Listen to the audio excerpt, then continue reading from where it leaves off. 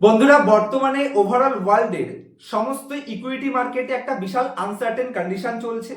Crude অয়েলের price নিয়ে মার্কেটে একটা রিস্ক চলছে এবং জিওপলিটিক্যাল টেনশন একেবারে চরম পর্যায়ে। তো এই মুহূর্তে বিগিনার ইনভেস্টরদের মাথায় প্রচুর বেসিক কোশ্চেন আসার চান্স রয়েছে।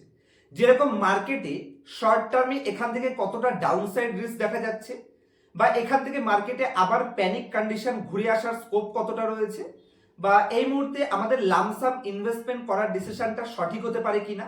আবার অনেকে এরকমও কোশ্চেন করেছেন যে দাদা, আজ থেকে 6 মাস বা 1 বছর আগে আমি যে আপনাদের বলেছিলাম যে 65% ক্যাপিটাল ইনভেস্টেড থাকার জন্য, বাকি 35% ক্যাপিটাল ক্যাশ হোল্ড করে বসার জন্য, মার্কেট নেগেটিভ সেন্টিমেন্টে আমরা যাতে ভালো পরিমাণে অ্যাভারেজ করতে পারি, তো সেখানে আমি আর নতুন কোনো ইনভেস্টমেন্টের ডিসিশন নিয়েছি কিনা, এরকম টাইপের বেশ কিছু ইনফরমেটিভ কোশ্চেন এই ভিডিওতে আমি উঠিয়ে নিয়ে এসেছি, যেগুলো লাস্ট 1 সপ্তাহে আপনারাই আমার চ্যানেলে করেছেন। যেই কোশ্চেনগুলোর অ্যান্সারের মাধ্যমে আজকের বর্তমান মার্কেট সেন্টিমেন্টে কিরকম ডিসিশন নিলে আপনি আপনার পোর্টফোলিওকে সেভ করতে পারবেন এবং এই মুহূর্তে বড় ইনভেস্টমেন্ট করার কোনো সুযোগ আছে কিনা, একদম ক্লিয়ার ভিউ আমি এই ভিডিওতে আপনাদের সেই সমস্ত কোশ্চেনের অ্যান্সারের মাধ্যমে তৈরি করে দেওয়ার চেষ্টা করব। তবে স্পেসিফিক বেশ কিছু স্টক রিলেটেডও কোশ্চেন রয়েছে, সেগুলোকে কোনো ধরনের বাই অথবা সেল রিকমেন্ডেশন হিসেবে কিন্তু নেবেন না, জাস্ট ইলাস্ট্রেশন পারপাস, যে কিভাবে ওই টাইপের কোম্পানি আপনার পোর্টফোলিওতে থাকলে আপনারা কিরকম ডিসিশন নিতে পারেন। তো কোনো ধরনের বাই অথবা সেল রিকমেন্ডেশন হিসেবে কিন্তু ভিডিওটিকে নেবেন না। চ্যানেলে নতুন হলে অবশ্যই চ্যানেলটিকে সাবস্ক্রাইব করবেন। সবার প্রথম কোশ্চেন করেছেন, ওনার নাম আমি অ্যাকচুয়ালি প্রথম বেশ কিছু কয়েকটা নাম আমি লিখতে ভুলে গেছি। সবার প্রথম কোশ্চেন, মার্কেটে প্যানিক কি আবার ফিরে আসতে পারে? দেখুন, মার্কেটে লাস্ট 1 সপ্তাহে আমরা যে ডাউনটা দেখেছি, এটা বেসিক প্যানিক। যে কোনো ওয়ার কন্ডিশনে এইটুকু ডাউনসাইড তো মার্কেট যে কোনো সময় হতে পারে। আর টপের থেকে নিফটি 20-22-এর পিই রেশিওতে জাস্ট টপের থেকে 7 থেকে 8% ডাউনে গেছে। তো সেক্ষেত্রে যদিও 7 থেকে 8% ডাউনের জন্য প্রচুর স্মল ক্যাপ বা মিড ক্যাপ কোম্পানি 30-40% ডাউনে চলে গেছে, কিছু কিছু কোয়ালিটি কোম্পানি 70% ডাউনও গেছে। তবে প্যানিক যে কোনো সময় ফিরে আসতে পারে, তবে অ্যাকচুয়াল প্যানিক কিন্তু ব্ল্যাক সুয়েন ইভেন্টের সময় হয়। আর বর্তমানে আমরা কোনো ব্ল্যাক সুয়েন ইভেন্টে নেই, আমরা একটা প্রেডিক্ট করা যেতে পারে এরকম ইভেন্টের মধ্যে রয়েছে। তো আমার মনে হয় না যে মার্কেটে অতিরিক্ত প্যানিক ফিরতে পারে। তবে আমার মনে হয় মার্কেট যতটা নেগেটিভ নেওয়ার ছিল, 2-4% আপ বা 2-4% ডাউন, অলমোস্ট আমরা বটমের আশেপাশে রয়েছে। এটা আমার পার্সোনাল ওপিনিয়ন, কারণ আমি সেইভাবে ডিসিশন নিচ্ছি। তবে যদি আবার প্যানিক হয় তো হবে, নয় একটু ডাউনসাইড দেখে নেব। তবে ভয় পাওয়ার কোনো বিষয় নেই, আমার মনে হয় না যে অতিরিক্ত প্যানিক এখান থেকে হওয়ার চান্স রয়েছে। আর প্যানিকই কিন্তু আমাদের মার্কেটে বড় ইনভেস্টমেন্টের সুযোগ করে দেয়, কারণ যেই মুহূর্তে মার্কেটে যত বেশি প্যানিক থাকবে, তার মানে মার্কেট তত বেশি আনসার্টেনিটির সাথে যুঝছে। তো সেই সময়তে কিন্তু আনসার্টেনিটির জন্যই, প্যানিক সেলিং এর জন্যই আপনি আপনার পছন্দের কোম্পানিকে ডিসকাউন্টে পাবেন। তো প্যানিক সেলিং এ তো ইনভেস্টমেন্টের অপরচুনিটি, আর আমার মনে হয় না যে এখান থেকে অতিরিক্ত প্যানিক মার্কেটে ফিরতে পারে। নেক্সট কোশ্চেন করেছে, হ্যাঁ তবে 5-7% আপ বা 5-7% ডাউন, এটা কিন্তু যে কোনো সময় হতে পারে, তার জন্য সবসময় প্রস্তুত থাকতে হবে। নেক্সট কোশ্চেন করেছেন, এখন কি বড় ইনভেস্টমেন্ট করা উচিত? দেখুন, আমি যদি আমার ওপিনিয়ন দিই, আমি তো বলবো বড় ইনভেস্টমেন্ট করা যেতে পারে যদি আপনি একজন লং টার্ম ইনভেস্টর হন। আপনি যদি আপনার ভিউতে ফিক্স থাকেন যে না, মার্কেট যখন নেগেটিভ সেন্টিমেন্টে যায় তখন আপনি গোল্ডেন অপরচুনিটিকে গ্র্যাব করতে চান, তাহলে অবশ্যই আমার মনে হয় এখানে মার্কেট আমাদের সুযোগ দিচ্ছে। সঠিক কোয়ালিটি কোম্পানি যদি আপনি সিলেকশন করতে পারেন, চোখ বন্ধ করে ইনভেস্টমেন্ট করা যাবে না, কোয়ালিটি কোম্পানি সিলেকশন করা যেতে পারে বলে আমার মনে হচ্ছে। নেক্সট কোশ্চেন করছেন, 3টে বেস্ট সেক্টর যেটা এখান থেকে নিয়ার ফিউচারে একটা ভালো করার চান্স রয়েছে। তো 3টে বলেছেন, আমি 4-5টা বলে দিচ্ছি। সবার প্রথমে বলবো কেমিক্যাল ইন্ডাস্ট্রি, সেক্টর রোটেশনের অপরচুনিটি রয়েছে, সিলেক্টিভ কিছু কেমিক্যাল কোম্পানি আপনি দেখতে পারেন। পিএসইউ ব্যাংকিং কোম্পানি, এখনো ভ্যালুয়েশন সস্তা, মার্কেট নেগেটিভ সেন্টিমেন্টে ভবিষ্যতে ভালো করার স্কোপ রয়েছে, ভ্যালু রিরেটিং হওয়ার চান্স রয়েছে। এনার্জি সেক্টর, ইন্ডিয়ার পাওয়ার সেক্টরে যদি আপনি অ্যান্সিলারি কোম্পানি বা ডাইরেক্ট পাওয়ার কোম্পানিতে যান, মনে হয় বেটার করতে পারে। অটো ইন্ডাস্ট্রি আপনারা চেক আউট করতে পারেন, কারণ আজ থেকে 5-7 বছর আগে ইন্ডিয়াতে জেনজি যেটাকে আমরা বলি, 25 থেকে 35 বছর ইয়ং জেনারেশন, যারা 20 থেকে 30 বছর ধরতে পারে, তাদের একটা বেসিক শখ কি ছিল যে আমার পকেটে একটা আইফোন 17 প্রো ম্যাক্স থাকবে। তো এখন সেটা একটু চেঞ্জ হয়ে গেছে, যে আমার কাছে একটা গ্র্যান্ড ভিটারা থাকতে হবে, বা আমার কাছে একটা নেক্সন থাকতে হবে, মানে একটা 4 হুইলারের শখ পাবলিকের দেখা যাচ্ছে। তো সেই হিসেবে অটোমোবাইল ইন্ডাস্ট্রি ভবিষ্যতে ভালো করতে পারে। আর কনজিউমার ইন্ডাস্ট্রি আমার মনে হয় আপনারা চেক আউট করতে পারেন, সেটা ইলেকট্রনিক কনজিউমার হোক বা বেসিক যে কোনো এফএমসিজি হোক, সেই সব কোম্পানিগুলো চেক আউট করতে পারেন। তবে একটা গ্রোথ কোম্পানিকে সিলেকশন করাটাই বেস্ট হবে, এই সেক্টরগুলো ভবিষ্যতে আমার মনে হয় ভালো করতে পারে। নেক্সট কোশ্চেন করছেন তপন বণিক, তার কোশ্চেন রয়েছে যে কোম্পানিগুলো পোর্টফোলিওতে আছে বর্তমানে সেগুলোকেই অ্যাভারেজ করবো নাকি নতুন কোনো কোম্পানিতে যাব? আমার মনে হয় দুটোই করা যেতে পারে। যদি আপনার পোর্টফোলিওতে 20টা স্টক রয়েছে, 25-30টা পর্যন্ত নর্মাল, তো সেক্ষেত্রে আপনি নতুন কোম্পানিতে যান। আর যদি আপনি মনে করছেন যে না আপনি এই কটা কোম্পানির মধ্যেই অ্যালোকেশন করবেন, তাহলে আপনি আপনার যে কোম্পানিগুলো অলরেডি এক্সিস্টিং পোর্টফোলিও রয়েছে সেখানেও আপনি ধরুন 15খানা কোম্পানি রয়েছে, সেই 15টা কোম্পানিতে 4-5টা করেও নিতে পারেন, এবারে যেইভাবে করা যেতে পারে, অথবা আপনি নতুন কোনো কোম্পানিও দেখতে পারেন। দুটো ডিসিশন ঠিক, তবে এই মার্কেটে যত একটু যদি ওভার ডাইভার্সিফাই করেন অসুবিধা হওয়ার কথা না, বরঞ্চ সেটা পোর্টফোলিওকে সেফটি দেবে। নেক্সট কোশ্চেন করছেন সীমন্ত ঘোষ। শ্রীমন্ত ঘোষ আমার একটা স্টুডেন্ট রয়েছে, তবে ওনার নাম হচ্ছে সীমন্ত ঘোষ। ওনার কোশ্চেন রয়েছে আর পাওয়ার কি করব, রিলায়েন্স পাওয়ার। দেখুন রিলায়েন্স পাওয়ার আমি আপনার সাথে 12 টাকা ডিসকাস করেছিলাম, এবং সেখান থেকে 63 টাকাতে আমি যখন এক্সিট করেছিলাম সেটা আমি আপনার সাথে ডিসকাসও করে দিয়েছিলাম, যে আমার এই লেভেল যেদিনকে কিনছি 12 টাকাতে সেদিনকেও আপনার সাথে ডিসকাস করেছিলাম, যেদিন আমি 63 টাকায় বিক্রি করেছি 62-63-র আশেপাশে, সেই সময় আপনার সাথে ডিসকাসও করেছিলাম যে আমি কিন্তু কোম্পানি থেকে এক্সিট করে দিয়েছি। তবে আমার কথা শুনে এই মুহূর্তে ইনফ্লুয়েন্স হবেন না বা ডিমোটিভেট হবেন না, আপনি যেই পয়েন্ট অফ ভিউ থেকে কোম্পানি পারচেস করেছিলেন সেই হিসেবেই আপনি ডিসিশন নেবেন।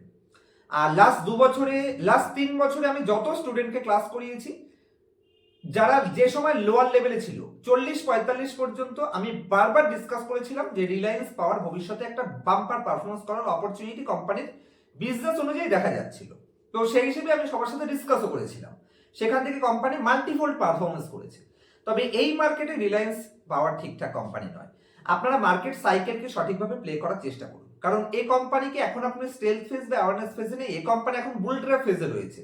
এখন রিটেল ইনভেস্টর ফেসে যাবে, কখন কোন টাইপের কোম্পানি নিতে হবে সেটাও বোঝা ইম্পর্টেন্ট, কারণ মার্কেট নতুন হাইতে চলে গেলেও মার্কেটে রিকভারি চলে আসলেও হয়তো এই টাইপের কোম্পানিতে রিকভারি না আসার চান্স রয়েছে, তো সাবধানে থাকবেন। নেক্সট কোশ্চেন করছেন শিবশঙ্কর দেবনাথ। তবে আমার কথা শুনে কিন্তু ইনভেস্টমেন্টে সেল করবেন না, আপনি যেটাই করবেন আপনার ফিনান্সিয়াল অ্যাডভাইজারের সাথে কনসাল্ট করে তারপর ডিসিশন নেবেন। শিবশঙ্কর দেবনাথ, তার কোশ্চেন রয়েছে Lakshmi organic 52% negative, Rajshree sugar 70% negative, network 17% down, 2% করে অ্যালোকেশন আছে এই কোম্পানিগুলোতে, অ্যাভারেজ করা যায় কিনা? দেখুন লাক্সমি অর্গানিক ভালো কোম্পানি, আমার মনে হয় না প্রবলেম হবে। তবে রাজশ্রী সুগার এটা হ্যাঁ এই কোম্পানিটাও ভালো, নেটওয়ার্ক 18 আমার মনে হয় না যে ভালো কোম্পানি, 70% আপনি নেগেটিভে রয়েছেন, ভালো কোম্পানি নয়। টার্ন অ্যারাউন্ড কোম্পানি সাইন ছিল, তবে টার্ন অ্যারাউন্ডের সাইন এখন কোম্পানি ব্রেক করে দিয়েছে, তো আমার মনে হয় না যে এসব কোম্পানি ভবিষ্যতে ভালো করতে পারে। এবং এই যে রাজশ্রী সুগার বা নেটওয়ার্ক 18 এই টাইপের কোম্পানি এই মার্কেটের জন্য নয়, এই টাইপের কোম্পানি ওঠাতে হয় কোমর ভেঙে যাওয়া মার্কেটে, প্যানিক কন্ডিশনে, মানে যখন অ্যাকচুয়াল প্যানিক, টপের থেকে 20% ডাউন সেই সময়।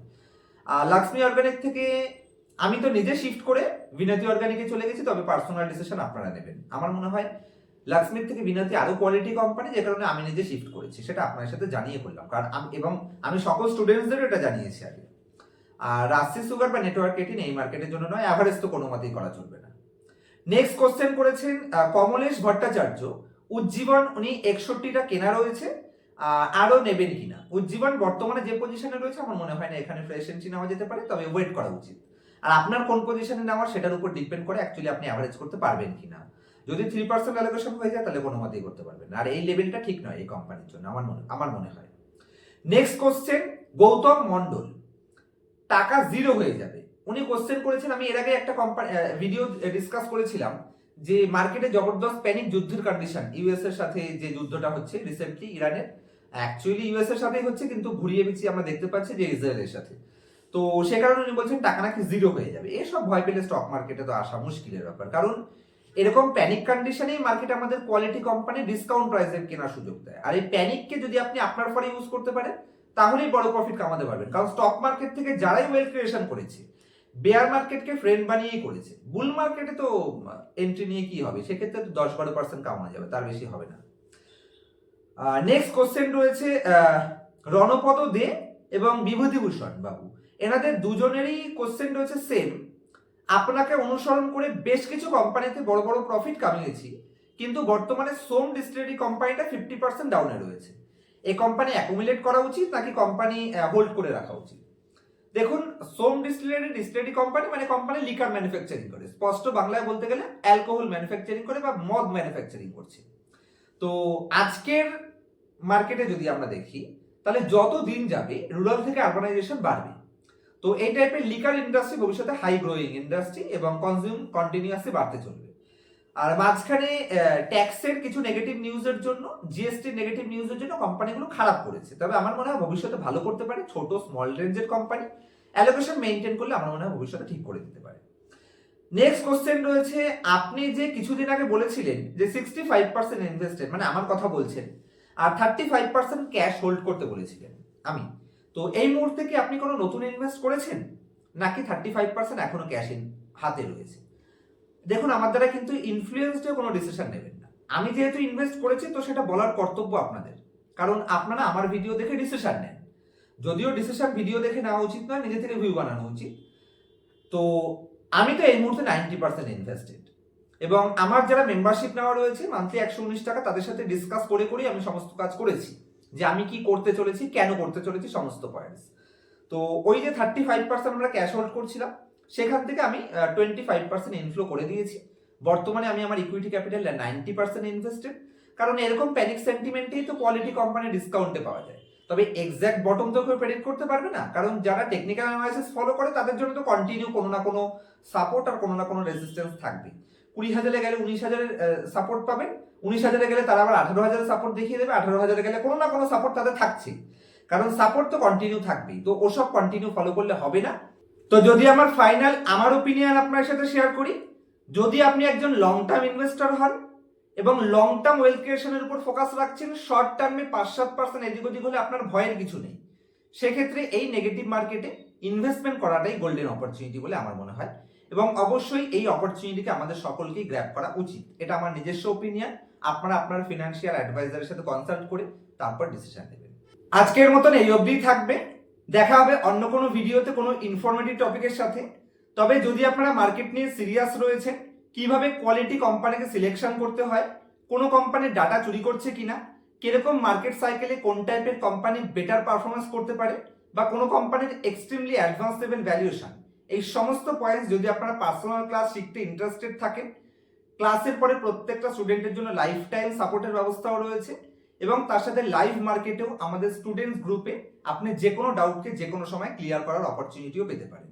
যদি ইনফ্লুয়েন্স না হয়ে অ্যাকচুয়ালি স্টক মার্কেট শিখতে ইন্টারেস্টেড থাকেন, তাহলে অবশ্যই স্ক্রিনের উপর দেওয়া মোবাইল নাম্বারে আপনি পার্সোনালাইজ ক্লাসের জন্য কন্ট্যাক্ট করতে পারেন। দেখা হবে নেক্সট ভিডিওতে কোনো ইনফরমেটিভ টপিকের সাথে। ততক্ষণ পর্যন্ত হ্যাপি ইনভেস্টিং, হ্যাপি ট্রেডিং।